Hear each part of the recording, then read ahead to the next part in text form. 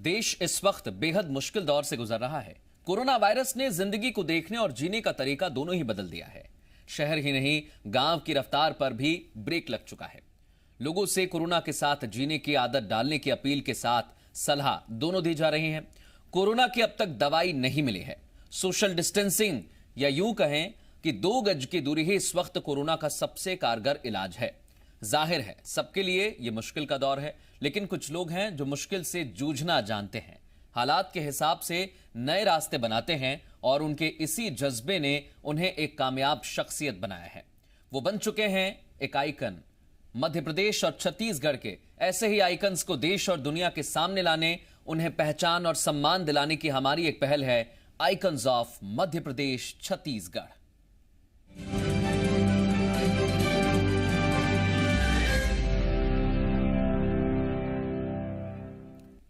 मध्य प्रदेश के ऐसे ही एक आइकॉन हैं डॉक्टर सुबोध वार्ष्णेय।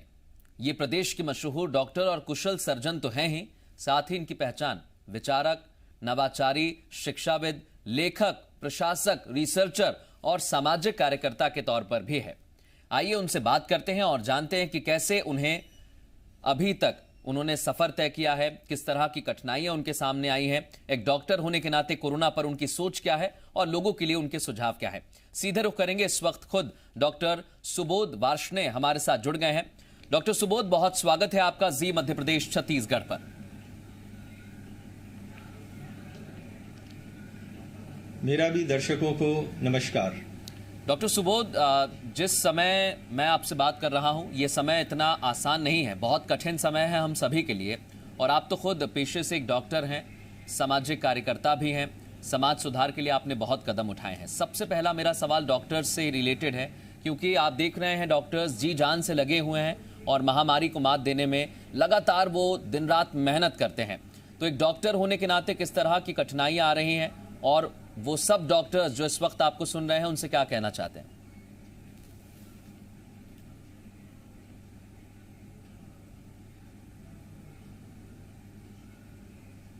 आवाज भी।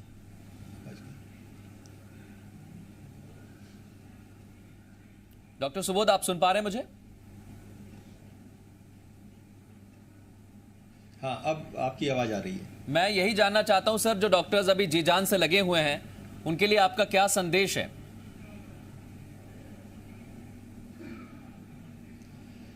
देखिए, ये जो महामारी है इसमें डॉक्टर्स और हेल्थ केयर वर्कर्स, पुलिस, सफाई कर्मचारी, प्रशासन, ये लोग सब मिलकर ही इस लड़ाई को, इस जंग को लड़ पा रहे हैं। इसमें हमें सेना या गोलीबारी इन सब की जरूरत नहीं है। और इस समय चूंकि जो मरीज हैं उनका direct interaction health care worker और डॉक्टर्स के साथ होता है, तो सबसे ज्यादा खतरा संक्रमण फैलने का उन्हीं को होता है जी। तो इस समय मैं कहूँगा कि वो एक तरीके के जांबाज सैनिक हैं और उनको पूरे प्रिकॉशंस लेते हुए इस समय ये करना पड़ेगा कि जैसे भी मरीज आ रहे हैं उन सब का इलाज करें, उन सबको जो जो जरूरत है उसको पूरी करें। बिल्कुल। और आपने जो अभी तक का सफर तय किया है डॉक्टर सुबोध, ये भी इतना आसान नहीं है। एक डॉक्टर होने के नाते ही आपने पढ़ाई भी बहुत की, आपने देश में नहीं बल्कि विदेश में जाके भी बहुत सारे कोर्सेज किए और परिपक्वता जो है वो अब झलकती है आपके काम में, क्योंकि हम देख रहे हैं इस समय अस्पतालों पर भी लोड बहुत ज़्यादा है और आपने प्रदेश में एक ऐसा अस्पताल खड़ा किया जो लोगों की सेवा में लगा हुआ है। तो इस समय की अगर स्थिति की बात करें तो किस तरह की कठिनाइयां अभी तक आपके सामने आई हैं और किस तरह से आप उनको पार करके अभी महसूस कर रहे हैं?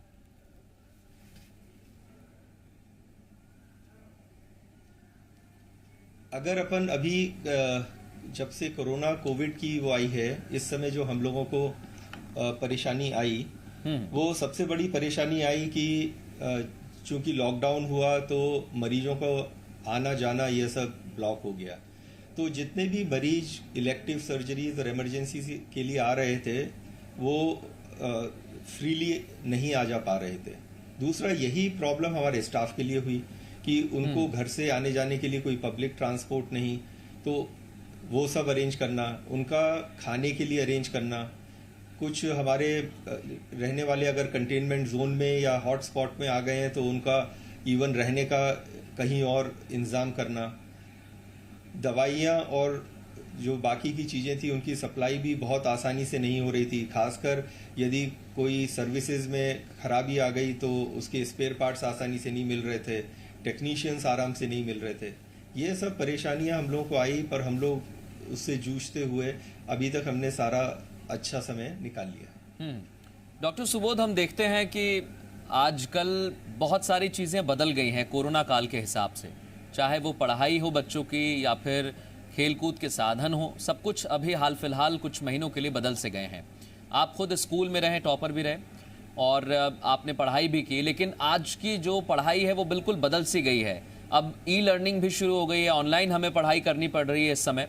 तो आप क्या सोचते हैं किस तरह से बच्चे जो हैं अपने आप को फोकस्ड रखें और पढ़ाई पे उतना ही ध्यान दें जितना वे स्कूल या फिर कॉलेज में देते हैं? ये तो है कि इस महामारी ने हमको बहुत सारी नई चीज़ें सिखाई हैं और हर विपदा से कुछ सीखने मिलता है। तो यहाँ पर हमने कुछ नई टेक्नोलॉजीज समझी जो कि हमारे लिए फ्यूचर हो सकती हैं, जैसे टेलीमेडिसिन, ई कोर्सेज, ई प्लेटफॉर्म्स। इसका स्कोप आने वाले दिनों में बढ़ेगा। मीटिंग्स के लिए, छोटी छोटी मीटिंग्स के लिए वेबिनार्स बढ़ेंगे, लोगों को ट्रैवल करना कम होगा। लेकिन अगर हम ये कहें कि सारे कोर्सेज अगर हम स्कूल और कॉलेजेस में सिर्फ ऑनलाइन ही करें, कुछ समय के लिए समझ आता है, लेकिन यदि ये परमानेंट चीज़ हो गई तो जो इंटरेक्शन होता है human to human, student to student, student to teacher, वो इंटरेक्शन बहुत ज़रूरी होता है। एक्स्ट्रा करिकुलर एक्टिविटीज़, स्पोर्ट्स, ये सारी चीज़ें बड़ी ज़रूरी हैं overall development of the student. तो मैं ये मान के चलूँगा कि यह एक टेम्पररी फेज़ है जिसको हम ऑनलाइन टीचिंग से टेम्पररीली गैप पूरा करेंगे। बिल्कुल। और खुद डॉक्टर होने के नाते लगभग आपने लाखों मरीजों को देखा है और 20,000 से ज़्यादा ऑपरेशन किए हैं, तो ये भी एक चुनौती थी। लेकिन अभी की चुनौती आप मानते हैं बहुत बड़ी है डॉक्टर्स के सामने? क्योंकि एक वक्त ऐसा था जब हम खुद जानते हैं कि भारत में पीपी किट्स नहीं बनती थी, लेकिन अब पीपी किट्स की उतनी ही मांग बढ़ गई है। दवाइयों को किस तरह से इस्तेमाल में लाना है, किस तरह से कोरोना पेशेंट्स को दवाई देनी है, या जो अदर पेशेंट्स आ रहे हैं उन तक भी इलाज ठीक तरह से पहुंचे, तो आप समझ रहे हैं अभी जो व्यवस्थाएं हैं वो ठीक हैं डॉक्टर सुबोध?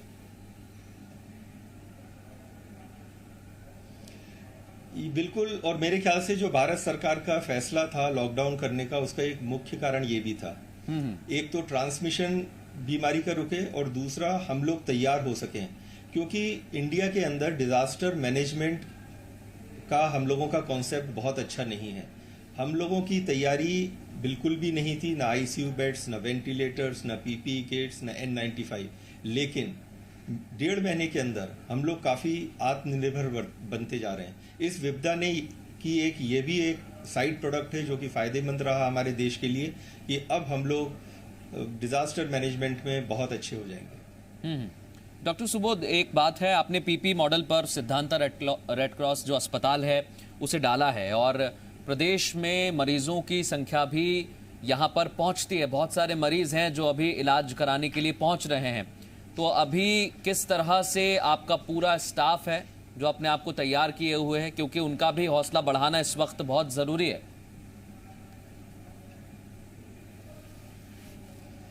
हम लोगों ने शुरू से ये कोशिश रखी कि डॉक्टर्स और स्टाफ का हौसला बढ़ाते रहें और पूरा सपोर्ट दें उनको। जिस भी चीज़ की थोड़ी बहुत आवश्यकता है, ट्रांसपोर्ट की, खाने की, घर में किसी भी चीज़ की प्रॉब्लम है, उन सबको हम सॉल्व करें। और अस्पताल में उनको जिन भी चीज़ों की ज़रूरत है, सैनिटाइजेशंस, प्रोटेक्शन किट्स, वो प्रोवाइड करें। हम लोग चूँकि प्राइमरीली पल्मोनरी मेडिसिन के पेशेंट्स नहीं लेते हैं, तो इसीलिए हमारे यहाँ कोरोना सस्पेक्ट पेशेंट्स बहुत कम आते हैं। हम लोग बेसिकली सुपर स्पेशलिटी हॉस्पिटल हैं जो गैस्ट्रो, यूरो, कैंसर और कार्डियक के हैं। तो हमारे यहाँ इन स्पेशलिटीज़ को हम लोगों ने अनइंटरप्टेड चालू रखा और जो जरूरी किट्स होते हैं सेफ गार्ड के लिए, वो हम लोगों ने प्रोवाइड कराए। और सर, भोपाल की अगर बात करें, मध्य प्रदेश की राजधानी है और अभी इस समय जो स्थिति है वो अभी तो हाल फिलहाल ये बताया जा रहा है कि पहले से स्थिति सुधरी है, कंट्रोल में है हालात। आप इस समय खुद भोपाल में हैं, एक डॉक्टर हैं और सामाजिक काम में भी जुड़े रहे हैं, तो अभी इस समय की स्थिति को लेकर क्या कहेंगे आप?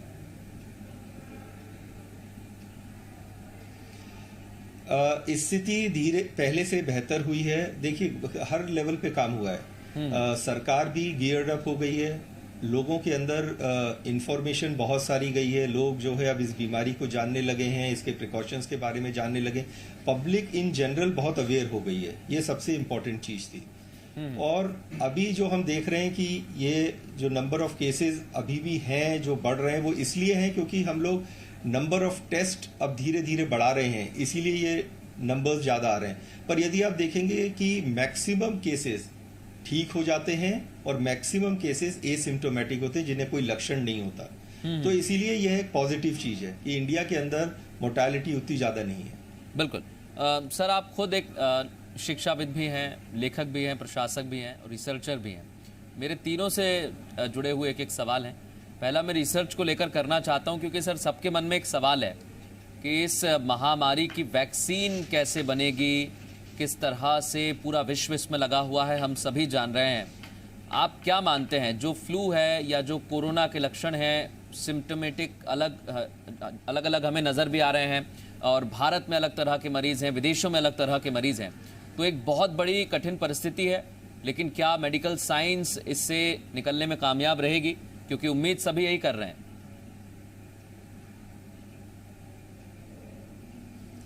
देखिए, ये जो वायरस है इसकी ट्रांसमिसिबिलिटी बहुत ज़्यादा है। यह इसका एक नेगेटिव पॉइंट है कि ये बहुत जल्दी फैलता है ज़्यादा लोगों में। लेकिन ये बहुत डेडली वायरस नहीं है, जैसे कि हमारा स्वाइन फ्लू का वायरस था, जैसे इबोला वायरस है, ये उतना डेडली वायरस नहीं है। तो यह एक अच्छी चीज़ है कि ये हमें समय दे रहा है कि हम लोग वैक्सीन को डेवलप कर सकें। जो कंपनीज वैक्सीन डेवलप कर रही हैं, नॉर्मली जहां पहले सालों लगते थे, यह पक्का है कि यह जो पीरियड है ये बहुत शॉर्ट हो जाएगा, क्योंकि वॉर फुटिंग पे काम हो रहा है। और उम्मीद है कि अक्टूबर नवंबर तक वैक्सीन, कोई ना कोई वैक्सीन आएगा। लेकिन क्या सिर्फ वैक्सीन आने से सारा काम हो जाएगा? क्योंकि वैक्सीन करोड़ों लोगों को लगाना है, उसमें भी बहुत समय लगता है। अब अगर अपन स्वीडन का देखें तो स्वीडन के अंदर हर्ड इम्यूनिटी मई के अंदर आ जाएगी। वहां तो किसी को वैक्सीन नहीं लगा और हर्ड इम्यूनिटी आ गई, मतलब 60% से ज्यादा लोग इम्यून हो जाने वाले हैं। तो यह भी एक उम्मीद है कि जब लॉकडाउन हटेगा, लोगों का आवागमन बढ़ेगा, तो उनके अंदर हर्ड इम्यूनिटी जल्दी आएगी और ज़्यादा आएगी। बिल्कुल, इससे भी एक लड़ने की जो तरीका है अभी तक सामने आया है वायरस से, हर्ड इम्यूनिटी का। हम भी सोच रहे हैं कि इस तरह से अगर कोशिश की जाए तो इसका लाभ हमें भी मिले। और समाज के तौर पर आप देख रहे हैं, अभी बहुत सारी तस्वीरें आप खुद देखते होंगे, कुछ मजदूरों की तस्वीरें हैं जो लॉकडाउन के बाद बाहर निकले, और लगातार आर्थिक सुधार के लिए भी सरकार कदम उठा रही है। लेकिन अभी आप देख रहे हैं महामारी की वजह से परिस्थितियां भयंकर हो गई हैं, और इन परिस्थितियों से निपटने के लिए, चाहे वो आर्थिक हो या फिर सामाजिक हो, लगातार सरकार भी कोशिश कर रही है। आप क्या मानते हैं, क्या आप आम जनता से कहना चाहते हैं?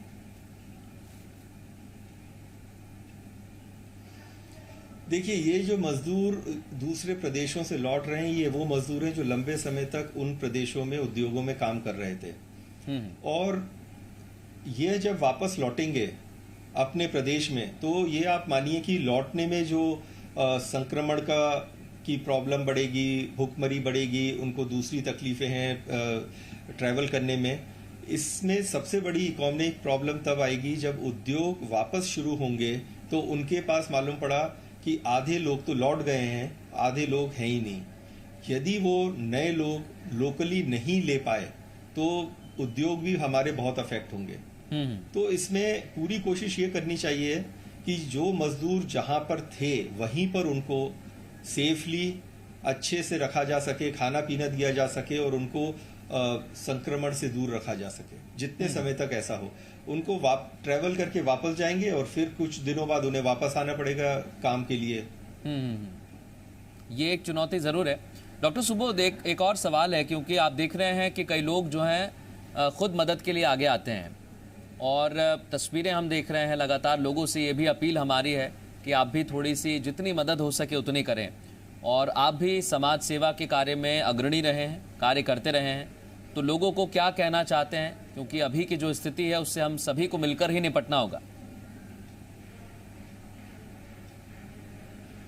देखिए, जो जितना कर सके उसको उतना करना चाहिए। जैसे कि अगर आप अपने उद्योग में जितने भी कर्मचारी हैं, यदि आप उनको अच्छे से देख रेख कर सकते हैं, उनको पूरी तनख्वाहें दे सकते हैं, उनका जो जॉब है उसको प्रोटेक्ट कर सकते हैं, तो यही बहुत बड़ी चीज़ होगी। अगर हर इंसान ये कर ले कि अपने कर्मचारी और नौकरों को प्रोटेक्ट कर ले, तो मैं बता रहा हूँ आधी से ज़्यादा परेशानी देश की दूर हो जाएगी। बिल्कुल। आपने क्योंकि शुरुआत में जब ये अस्पताल डाला था और इस अस्पताल को किस तर्ज पर डाला था, ये भी हम आपसे जानना चाहते हैं, और इसकी यूएसपी आखिर क्या है, क्योंकि मरीजों की संख्या भी यहाँ पर बहुत ज़्यादा है। आप खुद हम लगातार ये भी बता रहे हैं कि डॉक्टर होने के नाते अभी भी जुटे हुए हैं काम में।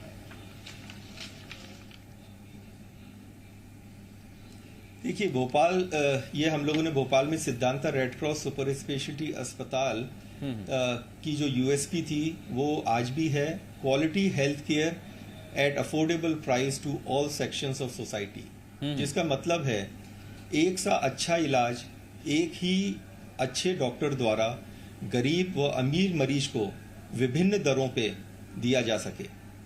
हमारे यहाँ करीबन मैं कह सकता हूँ 20% मरीज जो हैं गरीब या आयुष्मान के होते हैं। बिल्कुल। डॉक्टर सुबोध, अभी आप देख रहे हैं स्थिति आज के एम्प्लॉयमेंट की बहुत ज़्यादा आवश्यकता है, और हर सेक्टर में अगर बात करें, आप खुद हेल्थ केयर एंटरप्रेन्योर रहे हैं, तो जो युवा है जो इस समय आपको सुन रहा है और जो अनएम्प्लॉयड है, उसको क्या कहना चाहते हैं, क्या संदेश देना चाहते हैं, क्या आपका भी कोई विजन है इसके लिए? देखिए, हमारा हॉस्पिटल अभी छोटा है, लेकिन फिर भी हम लोग नर्सिंग, हॉस्पिटल मैनेजमेंट ट्रेनिंग करवाते हैं। इसके अलावा हम लोग बहुत जल्दी डीएनबी कोर्सेज जीआई सर्जरी और एनेस्थीसिया में शुरू करने वाले हैं। एक और हमने जो सोचा है इस महामारी के बाद कि हम लोग स्किल इंडिया की जो ट्रेनिंग प्रोग्राम्स हैं वो भी शुरू करें, जिससे कि हम जो अनएम्प्लॉयड लोग हैं उनको हेल्थ केयर सेक्टर में ट्रेन कर सकेंगे, जिससे उन लोगों को जॉब मिल सकेगा अस्पतालों में उस ट्रेनिंग के बाद। यह जॉब हर लेवल के हैं, अटेंडेंट हैं, हाउसकीपिंग हैं, रिसेप्शनिस्ट हैं, टेक्नीशियंस हैं। तो यह एक स्किल डेवलपमेंट के तहत हम लोग ये कार्य बहुत ये फ्यूचर प्रोजेक्ट्स हैं सर आपके? ये तो इसी अस्पताल का फ्यूचर प्रोजेक्ट है। वैसे हम लोगों को अब एक्सपेंड करने के लिए हम लोग अपने और फ्यूचर में एक बड़ा अस्पताल ला रहे हैं 400 बिस्तर का। ये काफी मददगार होगा, कुछ महीनों में शुरू हो जाना चाहिए। बिल्कुल, ये काफी मददगार होगा आम मरीजों के लिए, क्योंकि अभी हम देख रहे हैं कि सरकारी अस्पतालों में किस तरह की स्थिति है और जो संख्या है मरीजों की वो लगातार बढ़ती जा रही है। वाकई ये ज़रूरी भी है इस समय के हालातों को देखते हुए। और अगर हम बात करें अभी की स्थिति से निपटने के लिए, आपने अपने पॉइंट बताए, बहुत सारी आर्थिक स्थिति से निपटने के लिए भी आपने बताया किस तरह से काम हो सकता है। लेकिन अभी का जो दौर है, एक डॉक्टर होने के नाते सर थोड़ा सा मेंटल प्रेशर भी लोगों पर है, और आम आदमी जो है अलग अलग तरह से सोच भी रहा है। तो और कुछ लोग जो हैं वो एक पॉइंट पर एम भी अपने आप का जमाए हुए हैं। तो आप डॉक्टर होने के नाते उनको क्या संदेश देना चाहते हैं कि वो मानसिक रूप से भी स्वस्थ रहें और अपने आप को भी फिट रखें और अच्छे से रहें, दिमाग भी उनका ठीक रहे?